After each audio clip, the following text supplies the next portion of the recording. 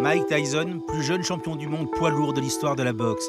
C'est avant tout le destin d'un gamin du ghetto de Brooklyn qui devait, écrit-il dans ses mémoires, se cacher dans la merde des égouts pour ne pas être tué. Avec son langage à lui, il se décrit comme un fils de pute, pourri, crasseux, qui n'avait pour sortir de l'enfer que la force de ses poings et sa colère. Le jeune Mike est devenu Tyson le jour où un autre lascar lui a volé un de ses pigeons qu'il élevait sur les toits de Brooklyn. J'étais un très jeune gamin et j'avais des pigeons partout dans une pièce comme celle-ci. Partout. De beaux oiseaux. Un jour, un mec est venu pour me les voler. Quand je l'ai surpris, je lui ai dit « S'il vous plaît, rendez-moi mes oiseaux. » Il m'a pris un pigeon, il l'a éclaté. Et il m'a dit « Gros enculé, le voilà ton pigeon. » Il me l'a jeté à la figure. Alors j'ai décidé de me battre.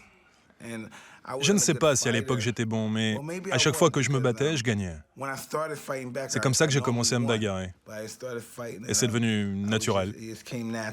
Il faut dire qu'à 13 ans, vous pesiez presque 80 kilos déjà. Je ne sais plus exactement combien je pesais, mais j'étais un beau bébé. J'ai fait des allers-retours en maison de correction. À l'âge de 13 ans, j'avais déjà été arrêté 38 fois.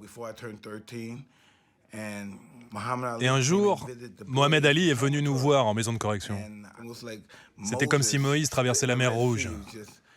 Mon ego m'a poussé à croire que j'allais un jour devenir comme lui, mais je ne savais pas comment m'y prendre. Vous êtes partis en centre de redressement, ça a peut-être été la chance de votre vie parce que vous avez rencontré un jour Cus D'Amato. Ça a été le père que vous n'avez pas eu, ça a été votre mentor, ça a été l'homme le plus important de votre vie. À cette époque, j'étais un jeune noir issu d'un quartier pauvre et je n'avais encore jamais fait confiance à un blanc. Les seuls blancs que j'avais côtoyés étaient soit des policiers, soit des juges ou des avocats, à chaque fois dans des situations très négatives. Et Cus m'a dit « Je ne veux pas que tu retournes à Brooklyn, sinon tu finiras par te faire tuer. » Il avait sûrement raison. Et j'ai commencé à vivre chez Cus. Il était persuadé que vous étiez génial, il vous a rendu génial. À l'époque, j'étais un petit con et je n'avais aucune estime de moi-même.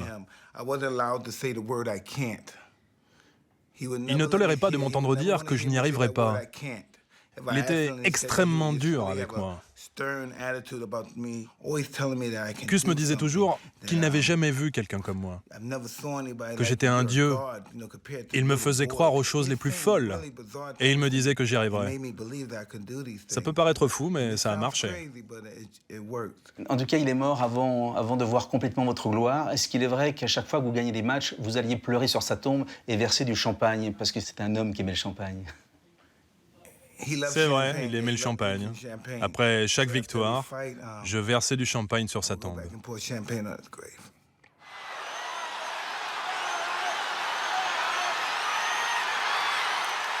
On a tous été estomaqués par vos combats, évidemment. En quelques secondes, les hommes en face de vous étaient KO. Vous êtes devenu une énorme star et votre vie privée vous a rattrapé. Vous avez été donc accusé et condamné pour viol. Et vous dites que jusqu'à votre dernier jour, vous hurlerez le fait que vous étiez innocent. Absolument. Si je devais avouer quelque chose que je n'ai pas fait, je me sentirais bien plus en prison dans ma tête que je ne pourrais jamais l'être dans une cellule. Je crois en moi et je n'en ai rien à foutre de ce que pense la société. Vous êtes à un âge de votre vie, vous êtes extrêmement cash par rapport à votre histoire. Qu'est-ce que vous pourriez nous dire de votre rapport aux femmes? Votre première femme, c'était plein de rapports violents, il y a eu cette condamnation pour viol. C'est quoi votre rapport à la violence et aux femmes? J'ai eu très peu de rapports violents avec les femmes. Ma mère, elle, était une femme très violente, qui se battait avec ses mecs. Vous êtes un champion très paradoxal, à la fois avec un ego démesuré et une façon de vous détester. Quelquefois, vous racontez que vous êtes le pire des minables, le pire des mecs. Je suis comme ça. C'est comme ça que je m'arrange avec mes démons. Est-ce que vous savez pourquoi, au fond de vous, vous êtes devenu un grand champion, le plus jeune champion du monde de boxe? C'est un paradoxe que je n'ai jamais compris. Comment quelqu'un qui a une si pauvre estime de lui-même peut se surpasser quand on lui lance un défi? Je ne supporte tellement pas l'humiliation que ça me pousse à aller au-delà de mes limites. Disqualifié. Disqualifié pour avoir mordu les oreilles d'Evander Holyfield la nuit dernière. comme un boxeur de troisième zone incapable de se défendre autrement. Voilà comment s'est terminé le combat le plus cher de toute l'histoire de la boxe.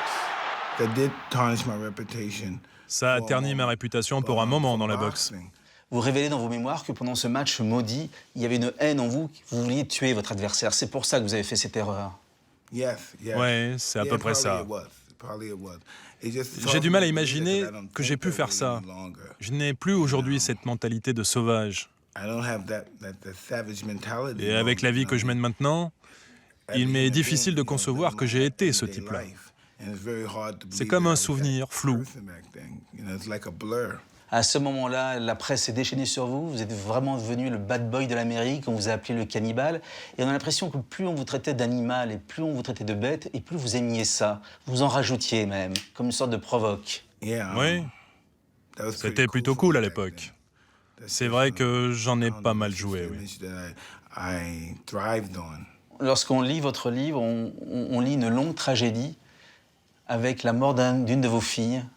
Et on voit bien que là, dans ces pages-là, on ne se remet pas de la mort d'un enfant. Ouais, c'est la vie.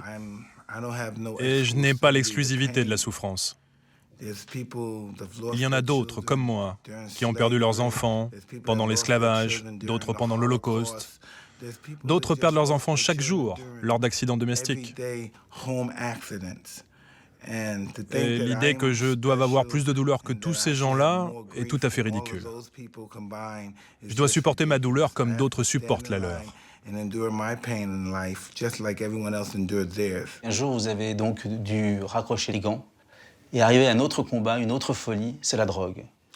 Oui, parce que j'aimais vraiment la drogue. Ma mère était toxicomane. Alcoolique aussi.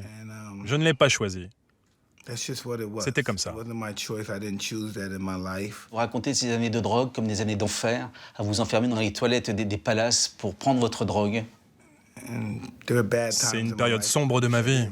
J'aurais aimé faire autrement, mais je n'ai aucun regret. Vous avez subi 3 cures de désintoxication. Est-ce que vous diriez que le combat contre la drogue a été le combat le plus dur que vous ayez eu à mener dans votre vie? C'est possible. Mais ce n'est pas fini. Vous en êtes où aujourd'hui? Je suis dans une bonne période en ce moment. Sinon, vous ne seriez pas là à me poser des questions. Je m'abstiens en ce moment. Et ça prouve que l'on peut sortir de l'enfer, le plus terrible. Ma vie est tellement plus belle sans la drogue. Je n'ai jamais été aussi comblé qu'aujourd'hui. Avant, j'avais tout l'argent du monde, mais je n'en faisais rien. Les gens me dépouillaient et aujourd'hui, je n'ai plus rien. À chaque fois que je me mariais, j'avais toujours 14 maîtresses. Et pour chacune d'elles, il y avait un appartement, une voiture. Je me sentais responsable d'elles. J'étais prêt à me battre pour elles. Et voilà, ma vie était infernale. Et aujourd'hui, je suis content de ma vie avec ma femme et puis tous mes enfants que j'ai eus de différents lits et qui s'entendent bien. Et quand on vient de l'enfer comme moi, peu de gens peuvent dire qu'ils s'en sont aussi bien tirés que moi.